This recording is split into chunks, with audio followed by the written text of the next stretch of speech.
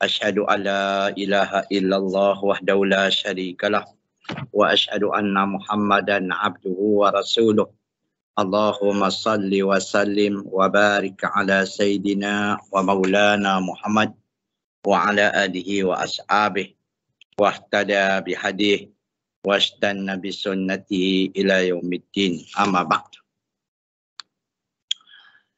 Kaum muslimin dan muslimat yang dihormati dan dikasihi sekalian, baik kita menyambung semula kuliah di hari ini dengan pengajian kitab Fiqhul Islami. Kita baru nak masuk dalam bab jual beli. Okey. Pada kuliah lepas kita bicarakan rukun dan syarat jual beli. Yang pertama, rukun jual beli ni ada 3 je. Pertama, penjual dan pembeli. Yang kedua, akad. Yang ketiga, wang dan barang. Okey. Jadi kadang-kadangnya ada 2 saja. Satu tak ada, tak jadi. Contoh ya, ada penjual, ada pembeli. Ada akad. Tapi ada barang tak? Yang ni orang kata main pelaburan secara angin, di atas angin, barang tak ada, pelaburan tak ada, tak tahu. Itu yang menyebabkan haramnya. Jadi itu sebab para ulama membuatkan satu kaedah yang cukup senang. Jual beli ni ada 3 rukun. Pertama, penjual dan pembeli. Yang kedua, lafaz iaitu akad. Yang ketiga, wang dan barang. Kena ada benda tu. Kalau tidak ada, tak boleh. Baik. Jadi pada hari ini kita menyambung bab jual beli. Di dalam Islam, berapa jual beli yang sah tapi terlarang? Apa maksud jual beli itu sah tapi terlarang? Maksudnya jual beli itu halal, iaitu boleh kita jual beli, tidak haram memakannya, duitnya halal. Tapi perbuatan itu terlarang. Perbuatan itu yang menjadi haram. Okey. Saya ulang balik. Ada satu, dia punya kaedah jual beli ni, jual beli yang sah tapi terlarang. Maksud sah tu, kita jual beli itu hukum dia halal.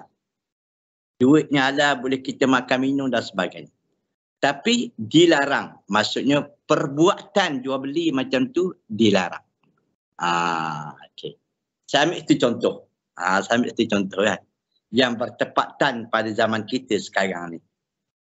Jual beli dinamakan al-ihtikar.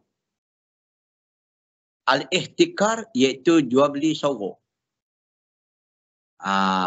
Sorok ayam, sorok minyak.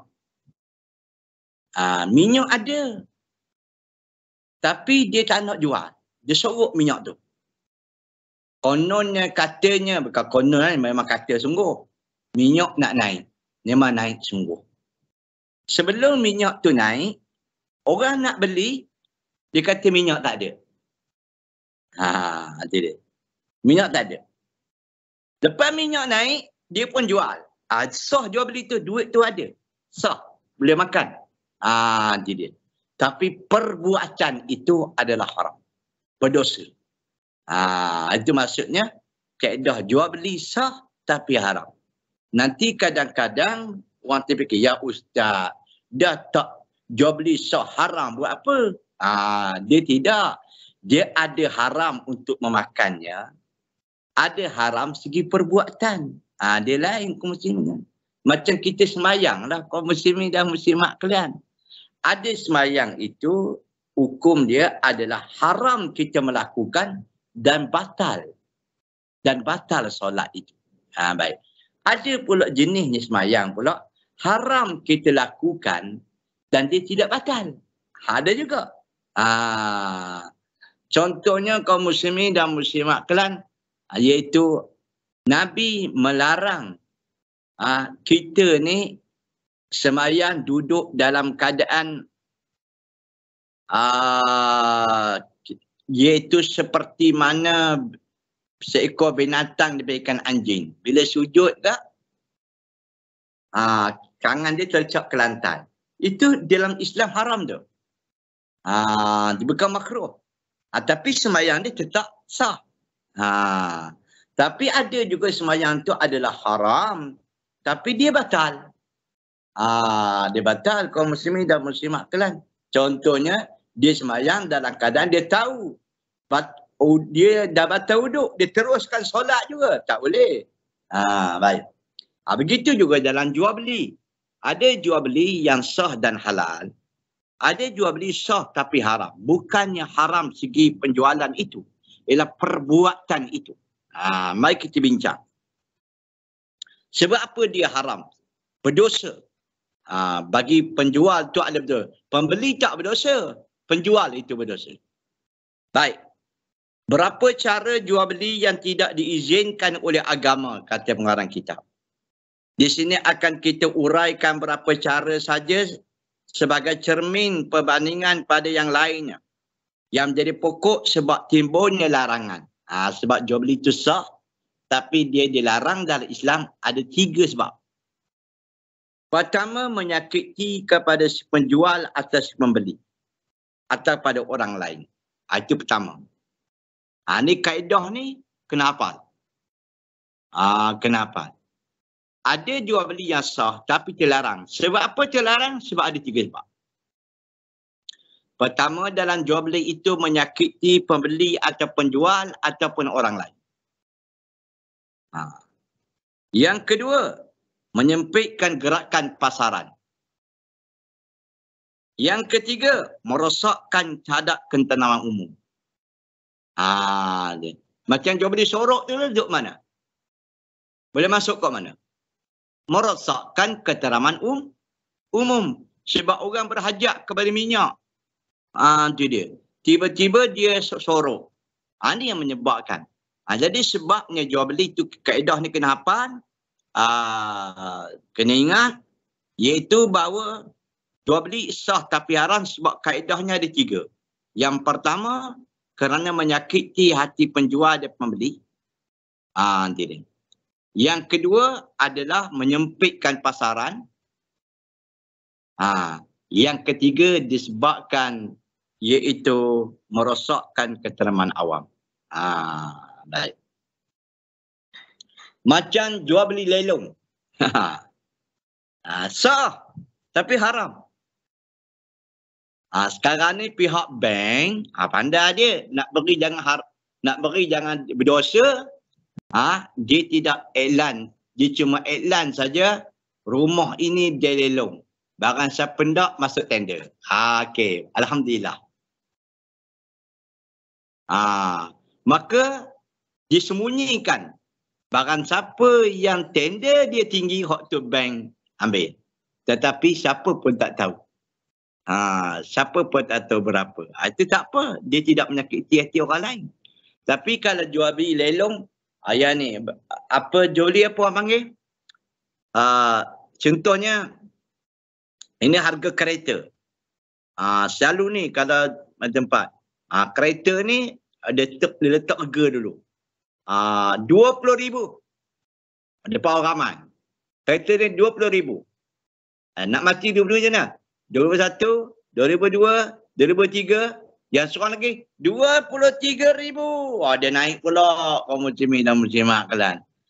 23,000, 23,1, 23, 2, 3 macam-macam. Seorang ni kata nak berlawan dengan grup dia, nak berlawan kaum muslimin dan muslimat kalian. Saya beli dengan 25,000. Menyakiti hati orang lah, bukan dia nak beli pun. Saja nak apa nama. Sampai kadang-kadang kereta itu lebih daripada harga pasaran. Orang jual beli apa nama tu? Orang Kedangan siapa tak tahu.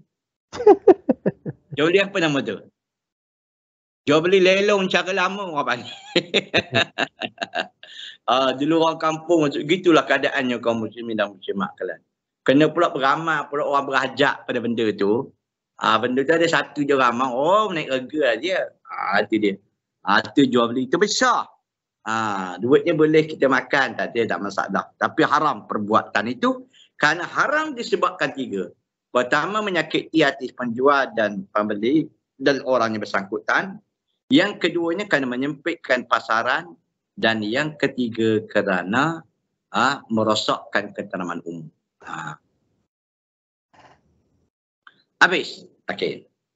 Sekarang pengarang kita buat contoh. Membeli barang dengan harga yang lebih mahal dari harga pasar. Sedangkan dia tidak ingin kepada barang itu. Tapi semata-mata supaya orang lain tidak dapat membeli barang itu. Dalam hadis diterangkan jual beli demikian dilarang. Ada jenis juga manusia ni, iaitu dia beli barang dengan harga lebih mahal dari harga pasar, sedangkan dia tidak ingin pada barang itu, tapi semata-mata supaya orang lain tak dapat membeli barang itu. Ada kaum muslimin dan muslimat? Ni kalau negara-negara lah kaum muslimin, antara negara-negara banyak. Dia tak akan beli kelapa sawit orang tu. Macam kita kan, apa nama kaum muslimin dan muslimat kan, Indonesia keluar kelapa sawit, Malaysia keluar kelapa sawit. Kadang-kadang negara-negara yang besar ni, dia nak satu benda daripada kita, negara kita, dia minta harga murah. Sedangkan pasaran tak begitu. Dia tak begitu. Kalau Indonesia beri, kadang-kadang kaum muslimin dan muslimat kalian, macam kes dulu zaman apa? Zaman Ronald Reagan. Yang apa nama dulu, Presiden Amerika dulu. Dia beli minyak negara teluk. Dia beli minyak negara. Dia nak sakit hati kepada orang lain walaupun harga mahal. Sebab negara dia kaya je. Jadi sampai minyak itu dia simpan di Texas.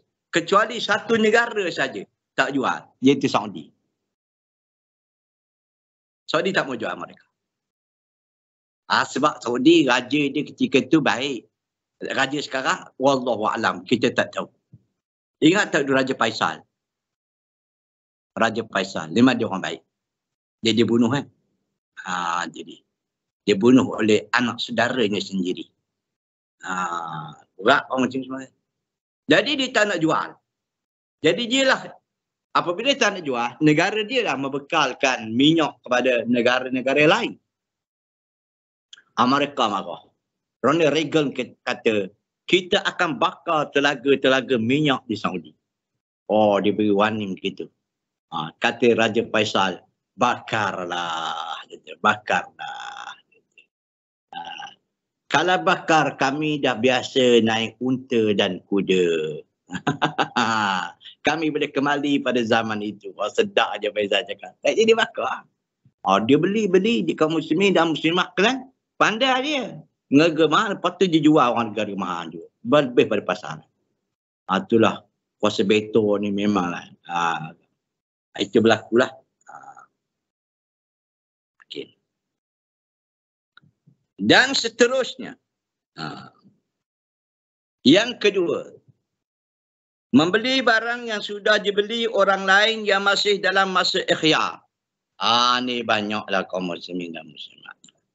Sebagaimana dalam hadis an Abi Hurairah radhiyallahu anhu, qala Rasulullah sallallahu alaihi wasallam la yabi' ba'dukum ala bai'i ba'din. Dari Abi Hurairah telah berkata, Rasulullah bersabda, jangan menjual seorang akan sesuatu yang sudah dibeli oleh orang lain. Contoh ya kaum muslimin dan muslimat. Pakcik, tanya kedai dia, berapa barang ni? Pakcik kata barang ni harga dia RM500 lah. Pakcik kata, itu lebih murah tu dah. Okey pakcik, saya ni tak ada duit cash. Dan duit pun ada tinggal di rumah. Saya beri deposit boleh pakcik dulu. Dalam RM300. RM200 lagi saya dalam beri tempoh 3 hari. Itu khiyar tu 3 hari tu. 3 hari saya akan bayar. Baik. Tiba-tiba marilah orang lain nak beli. Ni pakcik berapa barang? Minta maaf lah. bang, ini barang ni ada orang beli dah. Dia beri deposit dah RM300. Berapa harganya? RM500. Beginilah pakcik. Kalau saya nak up RM200 macam mana? RM700. Sudah. Pakcik pemenung. Tak boleh bang. Orang dah belilah. Okey, RM800 lah pakcik. Sudah. Pakcik pulang balik. Tapi saya beli cash lah tu. RM800 ambil nak RM800. Pakcik di kedai tu pening lah. Banyak untung. Dia pun jual. Jual. Tapi bila mari yang tadi, yang pembozik tadi beri, dia pulang balik RM300. Tu jual beli itu hukum dia sah tapi dilarang kerana menyakiti orang lain. Itu dia. Ramai lagi tu. Kaum muslimin dan muslimat. Okay.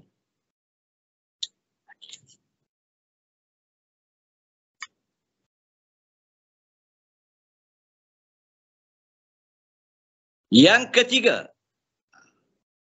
menghambat orang dari jasa di luar kota dan membeli barangan sebelum mereka sampai ke pasar dan mereka di waktu belum mengetahui harga pasar. An Ibn Abbas qala Rasulullah sallallahu la tatalaqur rukban. Daripada Ibn Abbas berkata Nabi SAW, jangan kamu menghambat orang-orang yang akan ke pasar di jalan sebelum mereka sampai ke pasar. Ini jual beli kaum muslimin dan muslimat kalian. Di sini istilahnya bahasa lama. Bahasa kita zaman sekarang ni kaum muslim ambil barang daripada orang kampung. Sedangkan orang kampung tak tahu harga pasaran. Kalau kita pergi ke Terengganu, kaum muslimin dan muslimat kalian, ingat tak lintah darat? Orang panggil lintah darat ke lintah darat? Itu dia. Orang kata peraih. Bayang ke kaum muslim, orang nelayan.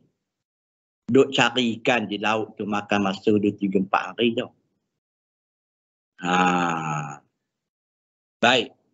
Jadi peraih tengah ni kaum muslimin dan muslimat kalian. Dia pandai dia. Kadang-kadang dia beri sewa bot. Kadang-kadang dia beri bot. Tapi syarat dia kena jual dekat dia. Orang Terengganu kaum muslimin susah. Walaupun ada minyak susah. Itu dia. Jadi akhirnya orang tengah ni lah yang menetapkan harga. Sedangkan harga pasaran di bandar harganya lebih tinggi lagi. Belilah dengan harga murah kaum muslim dan muslimat kalian. Yang ni jual beli macam ni. Orang panggil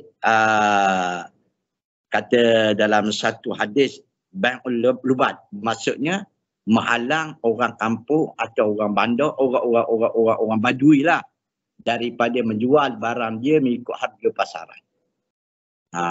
Kadang-kadang jauh sangat. Orang panggil apa? Lintah darat ke? Lintah darah. Allah macam tu lah. Boya darat lain sikit deh. Lintah darat kali ada ni. Sikit darah sungguh kaum muslim cemat. Itu sebab nelayan ni tak ada kaya kaum muslim cemat kalian. Tapi tahu dah. Tapi bila dapat ke orang tengah kaum muslimin dan muslimat kalian. Tahu tak ikan tinggi Terengganu? Baik beli ikan tinggi Kuala Lumpur. Ikan tinggi Terengganu di sini Kuala Lumpur dalam kurang RM45 sekilo. Terengganu RM60 sekilo. Tapi price tu price lah. Price lah. Tapi masalah dia terlalu mahal. Orang tengah ni harga. Menyusahkan penjual, menyusahkan pembeli, menyusahkan orang ramai. Itu dia isu dia. Tapi memanglah dalam Islam, kalau kamu tak reda, tak usah beli. Tapi kita nak makan, beli juga. Tapi menyusahkan orang lah. Itu yang nyebabnya. Sekarang kita nampak tak kamu macam ni? Kenapa harga ayam dimainkan? Kenapa harga ayam mari? Nampak tak? Itu yang Nabi SAW sebut tu. Dah ada dah. Kenapa harga ayam tu? Disebabkan permakanan. Katanya sebab makanan ayam ni daripada Ukraine. Ukraine sekarang telah diperangi oleh Rusia. Allah, kamu dah apa sangat. Yeah. Kita Malaysia ni tanah banyak kosong tu dah. Tak boleh buat ke makanan ayam. Pada zaman dulu lagi. Tapi Menteri Pertanian dia dengan Timbalan dia bukan ahli dia. Betul tak betul? Bukan ahli dia. Macam Timbalan Menteri Pertanian, orang agama. Dia bukan orang profesional. Tak kerti, tak habis, tak kerti. Buat jatuh hukum je. Itu Timbalan Menteri Pertanian kata, isu barang naik bukan isu besar. Ohnya dia. Sakit hati kamu semua. Sebab saya boleh kata gitu, kawan aku. Nanti dia. Dr. Zawawi. Marah dah orang. Baik senyap. Itu sebab kata Hamka. Hamka ni sedap kata-kata dia. Kita boleh kenal orang cerdik atau tidak cerdik. Kalau dia bercakap, kita kenal dia orang cerdik atau tidak. Kalau diam, belum tentu dia cerdik ataupun dia tak cerdik. Baik diam. Betul tak betul? Bila bercakap dia, orang tahu lah. Dia bilang, kan? Ramai kaum muslimin dan muslimat kalian. Macam sekarang lah berlaku kaum muslimin dan muslimat kalian. Dia. Presiden kata tak ada dalam perjanjian. Semalam Perdana Menteri. Kata orang pula, ada, tanya. Tusa pula tahu. Tusa tak boleh tahu presiden kerana ini perjanjian sulit. Habisnya tahulah. Kita rakyat meraih ni, apalah orang macam ni, betul tak betul? Habis macam tu. Sedikit daripadanya, walaupun itu bukan termasuk dalam bab jual beli. Tunjuk mata. Okey, yang keempat. Membeli barang untuk ditahan agar dapat dijual dengan harga yang lebih mahal. Ni jual beli etika ni. Jual beli sorok. Dia sah jual beli dia. Kalau sekiranya naik harga barang barulah jual, sah. Boleh makan, tak ada masalah. Boleh buat belanja. Tapi isu je perbuatan itu adalah haram. Kenapa? Merosakkan keteraman awam. Itu je. 3 benda tu. Kita kena tengok. Nak boleh kita boleh sah atau tidaknya, kalau macam-macam akan tengok atas 3 benda. Baik. Sebagaimana kata Nabi SAW, la yahtakiru illa khati'un. Kata Nabi SAW, tidak ada orang yang menahan akan barang kecuali orang yang derhaka. Orang derhaka lah kata. Baik. Kita nilai kaum muslimin dan muslimat kalian. Dia bila kerajaan tidak mengawal harga, diberikan harga barang itu kepada toke-toke. Jadi macam tu kita ni. Lepas tu buatlah alasan tidak munasabah. Buat alasan tak munasabah. Nanti dia. Kenapa harga gula naik? Kerana nak mengelak pada penyakit kecil manis. La ilaha illallah.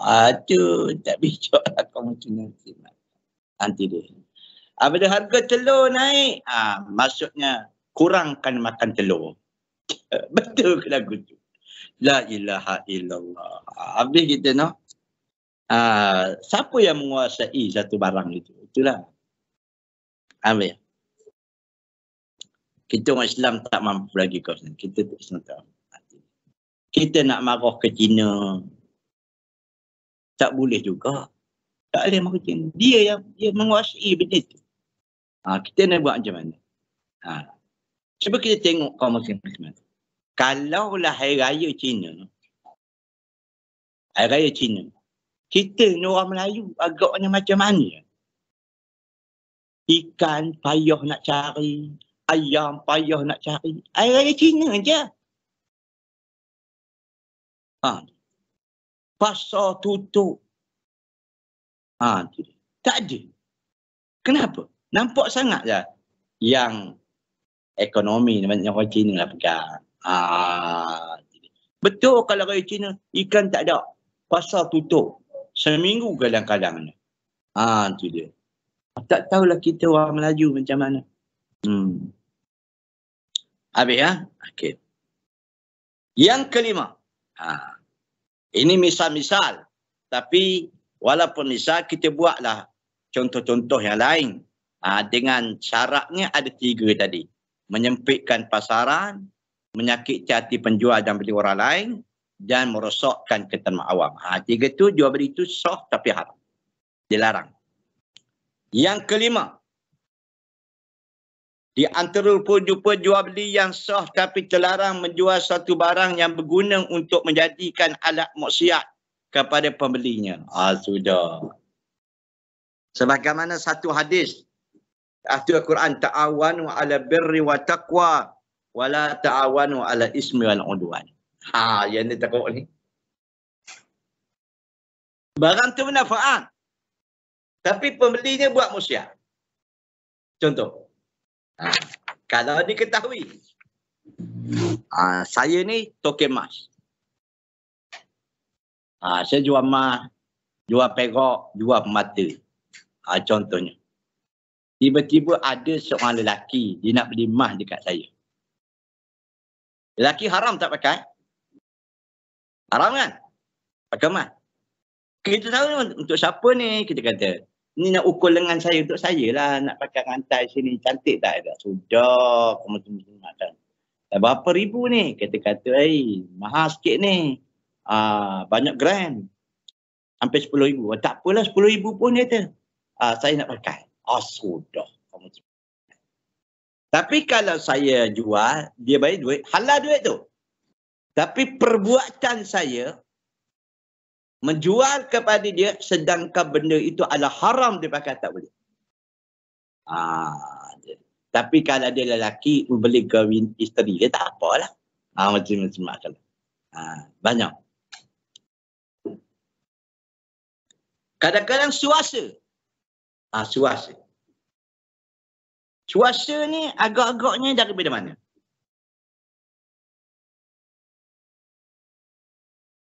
Suasa ni campuran emas dengan perak. Bila campur emas dengan perak, jadi suasa. Ada setengah kata suasa ni iaitu campuran emas dengan temaga.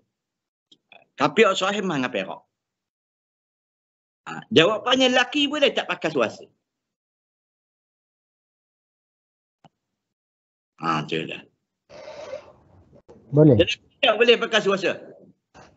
Al-Imam Nawawi rahimahullahu ta'ala kata, Imam Nawawi kata, haram bagi lelaki pakai suasa. Kenapa? Kerana adanya emas. Emas ada. Walaupun ada seorang ulama namanya Qasim Al-Bajuri, dia kata tengok dulu. Tengok dulu. Kalau pergi ke kedai, semua kedai tu hancurkan, leburkan suasa itu, boleh pisah tak emas dengan perak? Kalau boleh pisah, hukum dia haram. Kalau tak boleh pisah, hukum dia halal. Saya tanya ayah mentua saya, kan dia token emas, kita tanya dia lah, tanya orang pakar lah. Dia kata boleh pisah. Boleh pisah, zaman sekarang. Tak boleh pakai. Platinum, macam mana platinum? Emas putih. Cincin dibuat pada platinum. Tak boleh pakai ke? Tak boleh kan, Ustaz? Tak boleh. Tak boleh ya? Kalau nak buat cincin memang tak boleh. Sebab platinum ni, itu sebab dia panggil emas putih. Dia bukan emas putih. Platinum satu alat logam. Tapi dia ni nak buat cincin, nak buat rantai tak boleh. Dia orang nak buat cincin daripada platinum ni, ni saya ajarlah kaum muslimat kalian. Dia kena campur, kalau buat cincin tu, kena campur 14 karat emas. Dia kena beli dengan platinum tu. Boleh dibentuk. Kalau tidak kan, boleh potong gitu, ambil tali, tebuk gitu lah. Ada orang nak pakai potong 4 segi gitu kan, boleh tak ada kan. Dia nak dibentuk cincin tu. Dia nak bentuk tak boleh. Dia tak boleh. Dia akan retak, dia akan apa. Dia kena campur dengan 14 karat emas. Itu dia. Jadi dalam platinum ada. Saya pernah bincang dengan Dr. Mazhar dalam bab ni. Sebab ada dengar patwa dia kata platinum boleh pakai. Saya kata betul saya. Betina boleh pakai. Tapi syaratnya jangan campur apa. Untuk potong jadi segi 4, lepas ikat dengan tali boleh lah. Tapi untuk jadi rantai, jadi cincin tak boleh. Sebab apa dia tahu? Kata, saya tanya ayah saya, dia mentua saya, dia pandai dalam bab tu, dia pakar dalam bidang tu. Dia kata pelatinan dia akan diuli dengan emas 14 karat kalau nak bentuk jadi cincin. Kalau banyak lagi banyak karat emas. Maksud dia, oh gitu no. Itu dia. Baik. Kalau soalan pelatinan dia kata, tak boleh. Tapi kalau nak buat cincin memang tak boleh. Baik. Itu ramailah kaum muslimin dan muslimat kalian. Pakailah perak ceritanya. Dan seterusnya. Ini misal barunya. Jual beli mengecoh. Berarti dalam urusan jual beli itu ada kecohan. Baik dari pihak pembeli maupun dari penjual. Dalam keadaan barangnya atau ukurannya. Sabda Nabi SAW. Ini jual beli kecohnya macam-macam lah kaum muslimin. Itu dia. Barang tak ori, dia kata ori. Orang kata ikan ni, ikan bila ni? Baru dia sampai. Rupanya ikan taruh ubat. Kita tengok ikan tu mata dia hijau je, biru pun ada. Rupanya taruh ubat mayat tu. Bila masuk Allah, tawai bau dah. Kecoh sungguhlah jual beli tu. Berdosa kau buat lagi. Tu ramai no. Katakanlah kaum muslimin, katakanlah. Ini banyak ni. Berdosa. An Abi Hurairah anna Rasulullah SAW marra ala subrati ta'amin. Fa'adqala yadahu fiha. Fa'nadal asabi'u balalan. Faqala ma hadha? Ya sahiba ta'am. Qala asabathu sama. Ya Rasulullah. Qala afala ja'altahu fawqa al-ta'am kayarahu an-nas. Man ghasya falaysa minna. Rahul Muslim. Dari Abi Hurairah bahawa Nabi SAW pernah melalui suatu longgokan makanan yang bakal dijual. Lantas baginda masukkan tangan baginda di dalam longgokan itu. Tiba-tiba jari baginda di dalamnya meraba yang bersih, basah. Beliau keluarkan jari baginda yang basah itu supaya berkata, mengapa ini? Jawab punya makanan itu basah kerana hujan. Maka satu hari, muslimin, Nabi nak beli makan longgokan. Kata dalam riwayat buat kurma. Kurma. Tamar. Maka dia buat longgokan. Lepas tu Nabi pun kaum muslimin nak beli kurma tu. Jadi biasalah yang di bawah tu, tengah-tengah tu basah. Yang atas tu kering. Nabi pun baginda pun seluk tangan baginda dalam buah kurma tu. Basah. Ini kenapa ni?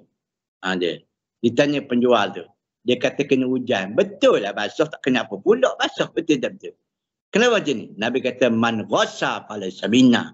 Barang siapa yang bohong bukan dia kena mati. Kan ramai lah kamu kalau pasal bohong tu, ya Allah.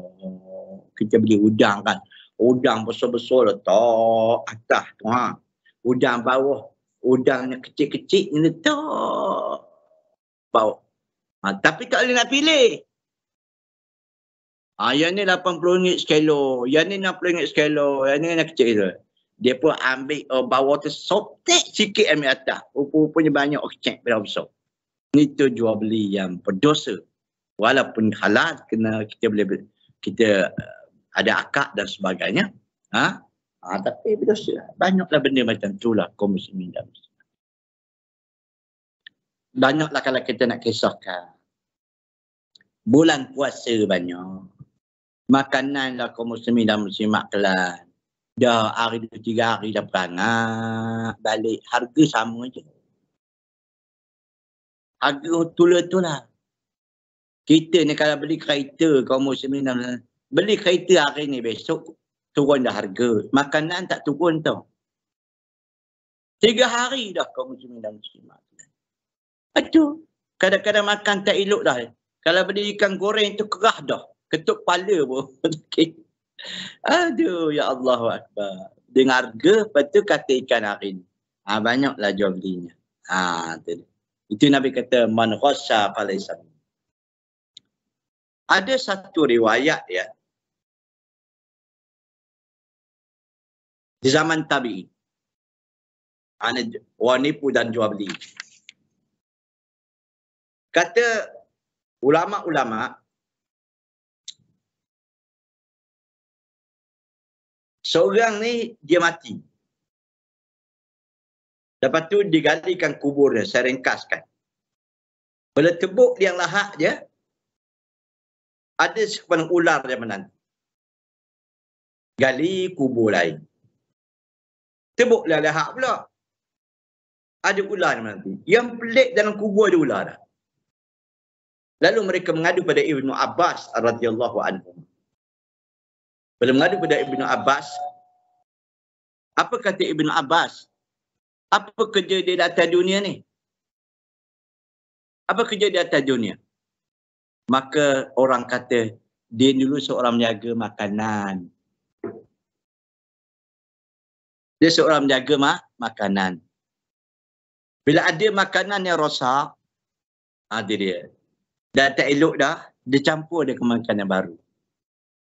Itu dia jual. Nampak tak? Kecoh tak kecoh ni. Itulah kaum muslimin dan muslimat kelak. Jangan main, ular menanti dalam kubur dia. Lalu kata Ibnu Abbas, kalau sekiranya kamu galilah kubur mana pun akan ada ular menantinya. Baik ya. Okey. Habis. Itu di antara bab jual beli. Ini misalan ni buat oleh pengarang kitab. Tapi kaedah dia beri kisah tapi haram disebabkan 3. Ini kena ingat betul ni. Dah berapa kali saya ulang. Maksudnya menyempitkan pasaran. Dan yang kedua adalah merosakkan tanaman umum. Dan yang ketiga, kerana menyakiti ada penjual. Itu hukum jual beli macam tu memang tak boleh. Hukum dia sah tapi hukum berdosa. Maksudnya diseksa lah. Baik. Okey. Masuk dulu. Tunjuk tu Dan seterusnya kita masuk lagi ya. Iaitu bab yang lain, iaitu babul khiyar. Bab khiyar. Apa itu khiyar? Khiyar ni pilih memilih.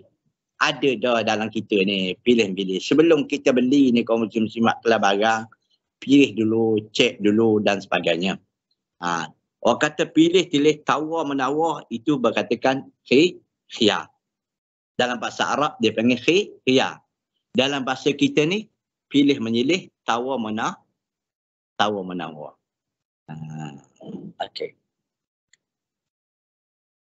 Khiyar artinya boleh memilih antara dua, meneruskan akad jual beli atau diurungkan, ditarik kembali, tak jadi jual beli.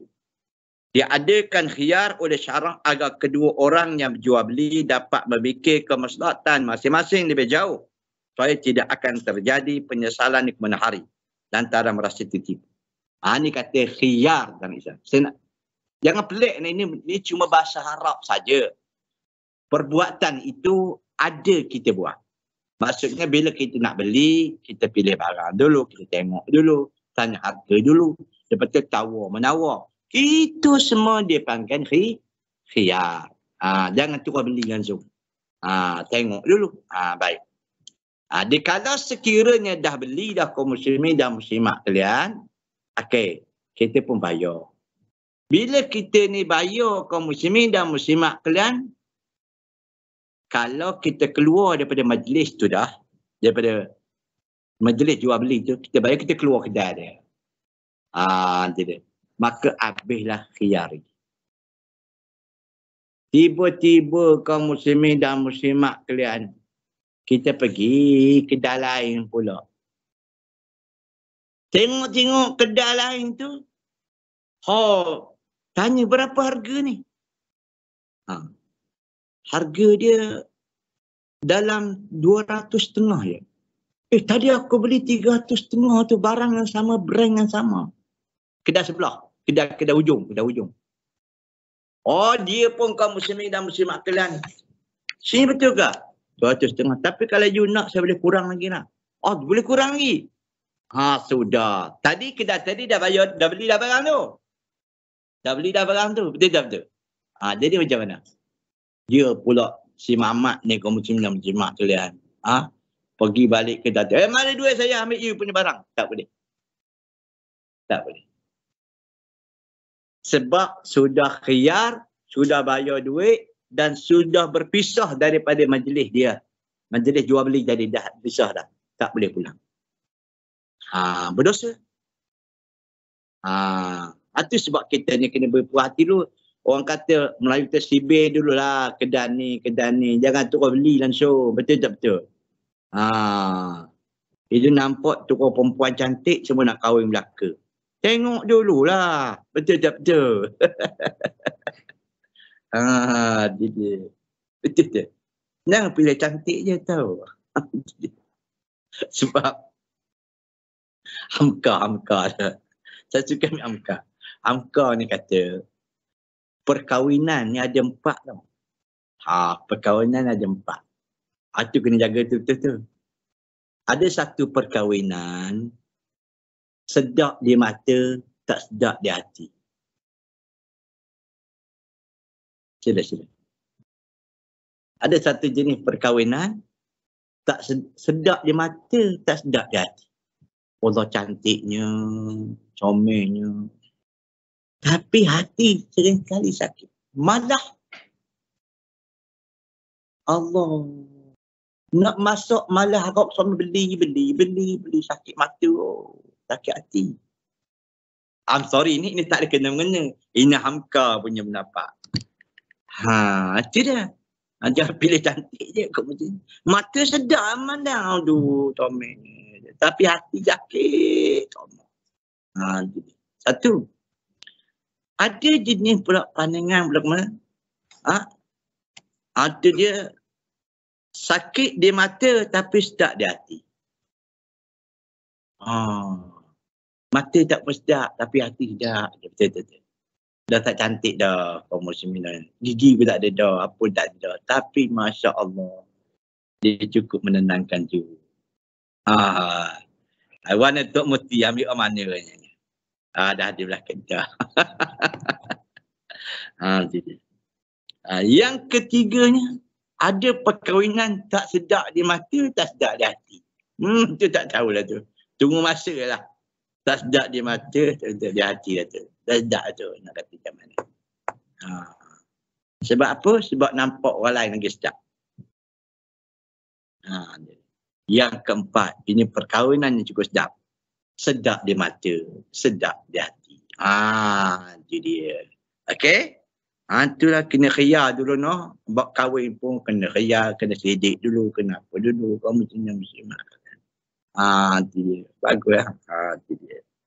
Ada seterusnya, insya-Allah khiyar ada 3 macam. Pilih memilih, tawar menawar ada 3 macam. Ini kita bincang kemudian. Insya-Allah. Ada perbincangan?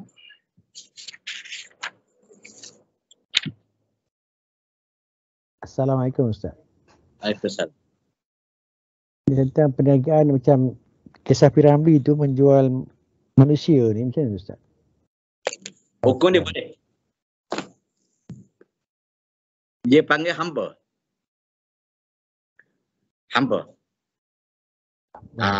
Kalau sekiranya sekarang ni, zaman sekarang tak boleh. Ramli menceritakan kisah zaman dulu, cerita Aladin. Ini kisah orang zaman dulu. Zaman dulu kamu macam bukan jual manusia, jual hamba. Istilah kita jual manusia lah. Tapi sekarang ni, kerana sistem hamba sudah tiada. Tetapi hukum hamba masih kekal dalam Islam. Dan Islam menyuruh kita ni memerdekakan hamba. Alhamdulillah. Kerana kita ni ada badan dunia yang sepakat seluruh dunia yang seluruh negara dan dunia ni dia panggil hak asasi manusia, iaitu sistem kehambaan sudah tiada. Itu sebab cerita kunta kinte sudah tiada. Ingat tak cerita kunta kinte? Itu zaman saya muda-muda dulu. Sonok. Itu zaman kehambaan dulu tu. Itu masih ada. Tapi zaman Romli tu dia bawa cerita hamba lah. Kaum muslimin semak kalian. Cerita Tiga Abdul ke? Ya. Kelapuk. Itu lah kan. Itu betul tu. Memang boleh jual. Boleh. Dulu berapa rega boleh. Dia dikatakan jual beli hamba. Tapi zaman sekarang ni istilah jual beli manusia tak boleh. Tak boleh jual ambil anak jual. Tak boleh tu. Itu hamba. Kena maksudnya perbetulkan sedikit, bukan jual beli manusia tapi jual beli hamba. Itu. Kalau jual beli manusia umum sangat. Semua manusia boleh dijual beli. Tidak. Itu hamba je. Satu Ustaz, berkenaan dengan kenapa hukumnya haram yang duit siling ni kita bentukkan jadi cawan, kita jual benda tu. Duit ni kita leburkan, jadikan satu macam cawan ke, gelas ke. Kenapa agama Islam melarang benda ni Ustaz? Sebab dia kecoh. Dia mengecoh. Dia menyempitkan pasaran. Itu yang tidak boleh tu. Kalau duit itu tak bernilai lagi, macam duit dulu. Duit kita, duit siling kita RM1 tu tak boleh pakai. Kita bentukkan dan kita jualkan jadi barang perhiasan. Boleh tak? Duit tu dah tak ada nilai.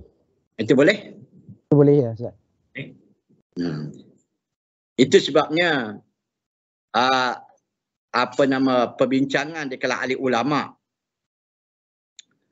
Contohnya duit yang lama dengan harga nilai tertentu. Tapi bila ditukar dengan duit baru dengan nilai yang juga tertentu, hukum itu tak boleh. Tetapi bila Dr. Zaharuddin berikan pendapat, dia kata boleh. Sebab kita bukan ukuran nilai, duit jangan duit. Tapi benda itu benda lama. Benda yang ada nilai. Itu boleh, tak ada masalah. Kan kadang-kadang duit yang lama-lama, macam kereta yang lama-lama, antik-antik tu. Kan? Jadi kaum muslimin dan muslimat kalian, dia kalau kita tukar duit dengan duit, ukur memang tak boleh asal-usulnya. Tapi kenapa duit yang lama tu bila kita tukar dengan duit baru dengan harga tinggi? Dia kata boleh. Kerana orang bukan ukur nilai. Tapi ukur dia punya mutu duit lama tu harga dia tinggi. Itu ukur dia boleh. Macam tadi boleh tak? Terima kasih Ustaz. Cik Zam ada soalan? Assalamualaikum Ustaz. Assalam ya. Ustaz, sekarang ni kita tengok penjual-penjual ni dia ada buat promosi jaminan harga rendah Ustaz ya. Umpamanya jika kami jual pada harga RM10, jika untuk barang yang sama ni ada penjual lain yang dapat jual pada harga RM8, kita akan membayar perbezaan dia. So kita pun confident lah beli RM10 dengan dia. Lepas tu kita jumpa pula penjual yang menjual pada harga RM8 tu, kita nak pergi balik pada dia. Macam mana Ustaz? Boleh kita minta balik RM2 tu perbezaan tu? Sudah ada akad? Sudah ada akad? Sudah ada akad tidak boleh. Walaupun penjual tu memberi jaminan dia punya paling murah sekali. Baik, ini ada berapa orang penjual ada berapa orang? 2 orang ke seorang tu je? Penjual tu yang kita beli tu dia memberi jaminan kepada kita bahawa dia barang ni paling rendah harga dia. Tapi kalau kita jumpa penjual lain yang menjual pada harga yang lebih rendah, dia akan membayar perbezaan dia. So kita pun tak adalah kita nak kita pun confident lah kita beli pada dia pada harga RM10. Selang beberapa hari kemudian kita jumpa penjual yang menjual pada harga RM8.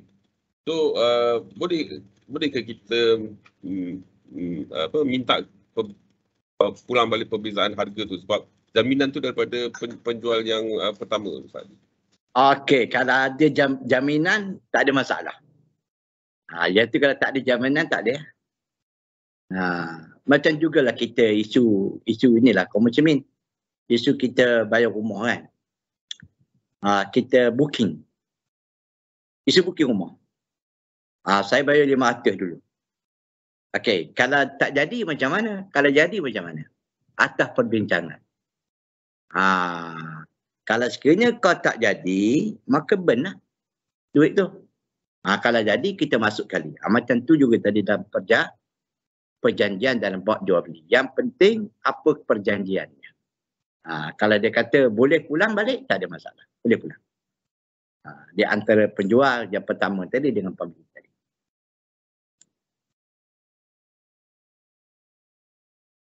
Soalan seterusnya.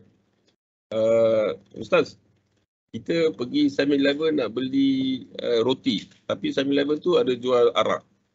Boleh kita mengunjungi kedai-kedai sedemikian Ustaz? Hukum dia, bila tanya boleh, tu boleh. Tapi elok kalau lebih jauh, elok kalau lebih baik. Dia. Sebab Azam tanya boleh atau tidak Ustaz. Hukum dia harus. Mengelak lebih baik.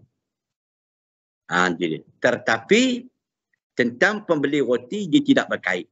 Tetapi dengan keseh dia berkait. Keseh sebab dia jual beli arak dan sebagainya. Pembeli tadi beli roti saja. Jadi hukum dia boleh. Hukum dia harus. Tapi kalau boleh mengelak lebih bagus. Itu jawapan terbaik itu.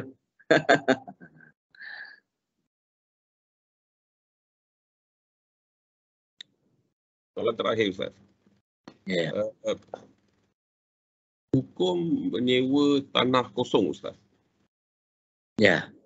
Adakah ia dibenarkan? Hukum menyewa tanah kosong. Ya.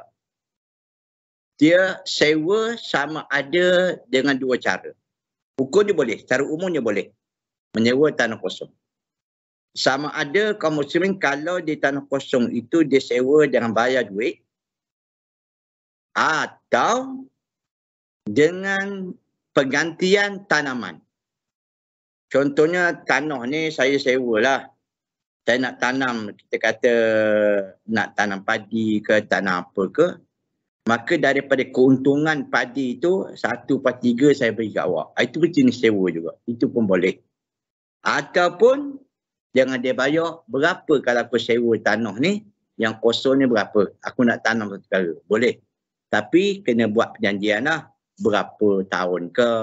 Nanti sewa dia 3 bulan ke tanaman tak naik lagi. Dia tak boleh benar lah. Dia kena perjanjian lah. Itu pun dia boleh. Secara umum. Terima kasih Ustaz. Okey. Ustaz, satu soalan Ustaz. Tentang sewa tanah ni Ustaz. Ya? Tentang sewa tanah ni Ustaz. Kalau kita sewakan tanah pada orang dan kita tak adalah bincang dia nak buat apa pada tanah tu, tiba-tiba dia bangunkan tempat ternak babi ataupun buat bahala. So macam mana Ustaz? Duit tu kita dapat daripada dia punya bisnes ternakan babi ataupun buat bahala tu, buat kuil ke apa. Sebab perjanjian dia pada kita taklah kita bincang. Saya nak sewa tanah 5 tahun. So kita okey lah. So macam mana Ustaz? Perjanjian tidak lengkap. Tidak lengkap. Tidak lengkap. No way. So no way lah. No way tu maksudnya kita menanggungnya. Tak boleh. Nak buat pembahalaan, nak buat ternakan babi ke, memang tidak dibenarkan. Itu sebab perjanjian nak sewa tanah 5 tahun. Itu tak lengkap. Nak buat apa, dia kena tu juga. Kalau dia nak buat pembangunan macam mana? Tak bangun, tak kena 5 tahun. Dia nak sewa tanah, nak rumah sewa. Kalau berat kita tuan tanah. Dia nak buat benda. Itu dia. Jadi perjanjian macam tu umum tak lengkap. Tak lengkap tidak sah. Tak sah. Sebab ada unsur apa? Ada unsur gharar. Ada unsur penipuan. Okey Ustaz. Terima kasih Ustaz. Okey. InsyaAllah kita sambung. InsyaAllah. Semoga ada manfaat. InsyaAllah. Aqulu qawli hadza wa astaghfirullah. Subhanakallah wa bihamdika asyhadu an la ilaha illa anta wa astaghfiruka wa atubu ilaik. Assalamualaikum warahmatullahi wabarakatuh. Waalaikumsalam warahmatullahi wabarakatuh. Jazakallahu khair Ustaz.